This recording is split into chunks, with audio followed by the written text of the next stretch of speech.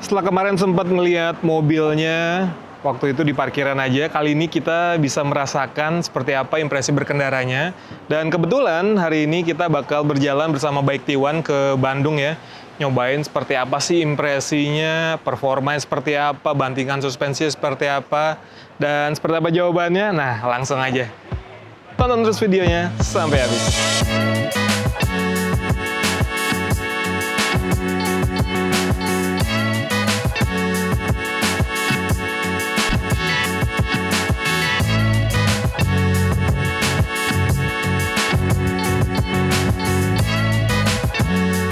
Nah teman-teman, jadi Bike T1 itu hadir dalam beberapa warna ya. Kalau kita bisa lihat, kalau yang pertama kemarin kan hanya ada yang warna ungu seperti ini. Tapi sekarang ada yang warna biru, birunya kayak gini ya.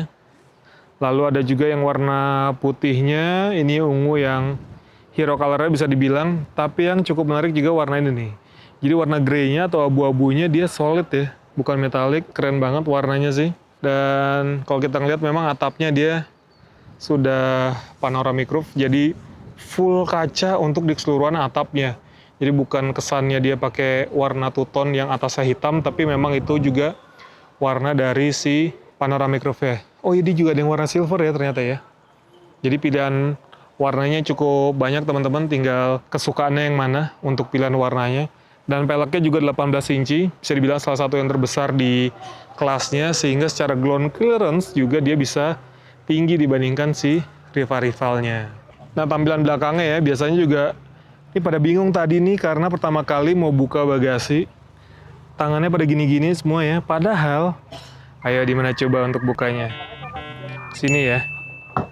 Nah, jadi udah power back door, bagasinya begini, tapi sayangnya belum ada penutupnya ya. Padahal tempatnya udah ada, tuh ya. Jadi tinggal dikasih penutup sehingga ketika kita bawa tas kayak gini, kita taruh bagasi di parkiran jadi lebih aman, gak kelihatan dari luar.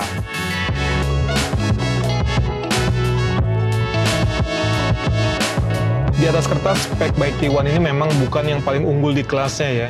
Jadi tenaganya juga nggak terlalu besar, 70 kW atau sekitar 94 dk dengan torsi 176 Nm. Memang torsinya bisa dibilang di atas rivalnya. Kalau di Ion UT yang standar itu kan di 150 Nm ya, tapi ini 176 Nm. Dan mobil listrik itu memang lebih terasa ketika penggunaan sehari-hari dalam kota itu torsinya ya. Ketika kita misalnya stop and go, torsinya lebih kepake dibandingkan dengan si tenaganya. Dan saya rasa dengan spek tersebut, Bike T1 masih oke-oke aja dibawa keluar kota, misalnya kayak di Bandung saat ini ya. Kita tadi di tol Cipularang saat ini juga masih, napasnya masih ada aja gitu kan. Karena juga di sini juga ada beberapa mode berkendara ya. Jadi kalau kita lihat di sini ada comfort, ada eco, ada sport, ada slippery, ada individual, ada eco plus juga dan self adaptive. Tapi yang paling kalau saya lebih suka yang individual. Karena apa? Karena bisa diatur individu gitu ya, sesuai dengan keinginan kita. Kalau di eco, memang secara respons dari pedal akselerasi itu dia smooth gitu ya, tapi regeneratifnya juga lumayan kuat. Artinya ketika kita lepas pedal akselerasi, rasa ngeremnya tuh lebih terasa, yang bikin mungkin kalau sebagian orang kerasanya jadi lebih mual gitu ya. Terus ketika di mode sport, responnya terlalu sensitif. Nah, kalau di mode individual, ini kita bisa ngatur semuanya nih. Misalnya, dari acceleration mode-nya kita bisa atur dari 50% sampai 100%. Jadi kalau nggak pengen yang terlalu sensitif, di 50% aja udah cukup. Pun begitu dengan energi recovery-nya, yaitu ada pilihan dari 0%. Kalau 0% tuh nggak ada energi regeneratifnya ya. Lalu sampai di 100%. Nah, kalau di semakin tinggi, rasanya itu memang regeneratifnya semakin kuat, tapi ya efek positifnya adalah baterainya akan keisi lagi dengan si energi regeneratif gitu. Udah gitu juga creep mode-nya dia ada 3 pilihan, ada low, medium, dan high. Pun begitu dengan turn mode-nya, ada comfort, ada normal, ada sport. Jadi di mode ini adalah mode yang paling bisa disesuaikan dengan keinginan si pengemudinya gitu ya. Terus juga kalau soal ADAS, Adaptive Cruise Control, seperti mobil-mobil Cina lainnya lah, ini sudah tersedia juga ya. Ada lane keeping assist-nya juga. Nah, ini kita bisa set tuh. Ini kita udah nyalain adaptive cruise controlnya ya di 100. Kita set dulu ini, oke. Udah, tinggal ngikutin aja. Selama marka jalannya tegas gitu ya, pasti ini akan bisa ngikutin jalannya. Asik banget, jadi kita nggak perlu yang, terutama untuk perjalanan jauh sih, ini ngebantu banget. Kita nggak usah yang terlalu, tapi bukan berarti kita ngelepas si setirnya ya, karena memang di beberapa saat itu akan ada notifikasi hands on, jadi kita harus pegang lagi setirnya gitu teman-teman. Terus yang saya suka juga dari bantingan suspensinya, bukan kayak mobil Cina kebanyakan yang rata-rata bantingan suspensinya terlalu empuk ya. Ini bisa dibilang moderat lah, keempukan banget enggak, tapi di tingkat yang keras juga enggak. Kita jalan di MBZ tuh ayunannya masih kerasa enak banget sih.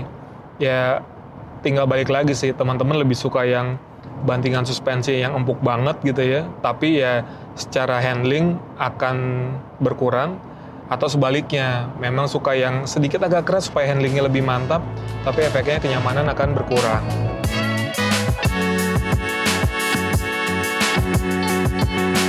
Lalu juga seperti hasil mobil-mobil listrik lainnya dari Cina ya, ini minim dengan tombol-tombol, jadi semua pengaturan ada di layar tengah. Mungkin buat yang pertama kali cobain mobil ini akan bingung, ini nyeting spionnya di mana gitu kan, nggak ada tombolnya. Terus ganti-ganti mode berkendara juga semuanya ada di layar ini, tapi sebelum kita ada shortcutnya ya, jadi kita tinggal swipe aja dari atas ke bawah gitu. Untuk ganti mode berkendara ada di sisi dekat setir, untuk ganti atau adjust si spion ada di sisi kanan, tapi tetap dengan dia bantuan si tombol-tombol yang ada di setir ya. Jadi tombol-tombol yang ada di setir ini berfungsi ganda, nggak cuma kalau yang kiri kan buat adaptive cruise control, yang kanan buat pengaturan audio dan radio gitu ya. Tapi ketika kita masuk ke mode adjust mirror, ya udah ini yang sisi kanan ini berganti sebagai pengaturan sudut dari kemiringan si spionnya. Oh ya, satu lagi nih, jadi si Baik T1 ini kan dia sudah dilengkapi dengan panoramic roof yang cukup besar gitu ya. Cuma emang sayangnya dia tirainya ini lumayan nih, berasa kalau lagi panasnya nyengat banget tadi ya. Sampai kita pegang di atasnya ini panas banget, dan panasnya lumayan berasa sampai ke kabin sih. Tapi untungnya AC-nya dingin, dan untuk penumpang dan pengemudi di depan ada ventilated seat, jadi ya masih kebantu lah hawa-hawa dinginnya. Oh ya, untuk baterainya, jadi dia kapasitasnya 42-an kWh. Kalau untuk jarak tempuhnya bisa sampai 425 km untuk CLTC ya. Sementara kalau yang ini DC dia di 310 km sekali pengecasan. Dan pengecasan dari 30 sampai 80% dengan fast charging bisa ditempuh dalam waktu 25 menit aja. Dia bisa penuh lagi ke 80% dan siap jalan lagi. Jadi nggak usah menunggu yang terlalu lama gitu ya. Jadi misalnya ke Bandung, sampai Bandung aman, muter-muter, pulang, ngisi dulu 25 menit, pulang lagi ke Jakarta, udah aman. Nah, ini salah satu kelebihan dari Baik T1, dia punya fitur auto parking assist ya. Nah, itu dia udah nggak gerakin setirnya. Oke, dia langsung masuk ya. Yakin. Oke. Asik, langsung ya. Dan parkirnya lurus banget. Oke. Parking out, oke. Start. Kita mau kiri apa kanan keluarnya? Start. Oke, ada orang jangan ngalangin. Oke. Oh, dia berhenti sendiri ya. Continue, langsung continue, deteksi Halo. ada objek yang berjalan, dia akan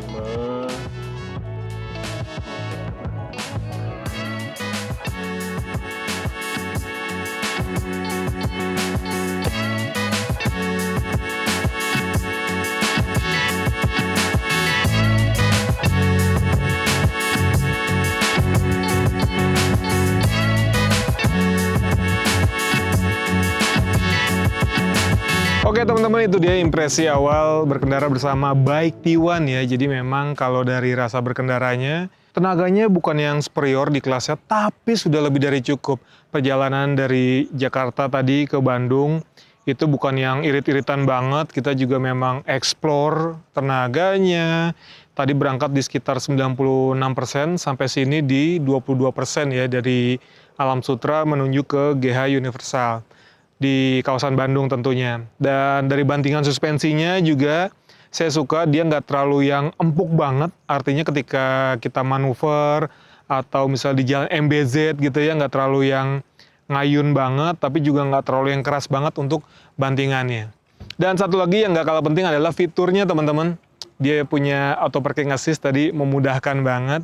Jadi ya dengan harga 373 juta untuk 1.000 orang pertama, yaitu bisa dibilang harga yang cukup kompetitif ya. Tinggal nanti bagaimana Bike Indonesia bisa menghadirkan jaringan after sales yang mungkin bisa lebih banyak lagi supaya akhirnya orang ingin tertarik juga ke Bike T1. Oke teman-teman, segitu dulu videonya. Terima kasih sudah menonton dan sampai jumpa di video-video selanjutnya.